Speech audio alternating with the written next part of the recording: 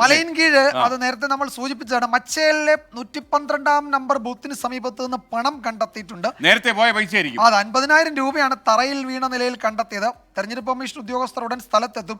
ഈ പണം തെരഞ്ഞെടുപ്പിന്റെ ദിവസം വലിയ അപകടം, അതൊക്കെ സൂക്ഷിച്ചു വെക്കണം. മാത്രമല്ല 1.5 ലക്ഷം രൂപയും കൊണ്ട് എന്തിനാ ബൂത്തിൽ പോയത്? നമുക്കൊരു അജീഷ് ജയകുമാർ അവിടെ ഉണ്ട്, അദ്ദേഹത്തോട് ചോദിക്കാം. അജീഷ് പറയൂ. അജീഷ്, ഈ 1.5 ലക്ഷം രൂപ ആരുടെയാണെന്ന് കണ്ടെത്താൻ കഴിഞ്ഞോ? SK എന്തായാലും ഈ പണം ആരുടേതാണെന്ന് കണ്ടെത്താൻ കഴിഞ്ഞിട്ടില്ല. തിരുവനന്തപുരം ലോക്സഭാ മണ്ഡലത്തിന് കീഴിൽ വരുന്ന പ്രദേശമാണിത്. കാട്ടാക്കട മലയൻകീഴ്. ഇവിടുത്തെ മച്ചയിലുള്ള 112 നമ്പർ ബൂത്തിന് സമീപത്ത് നിന്നാണ് പണം കണ്ടെത്തിയത്.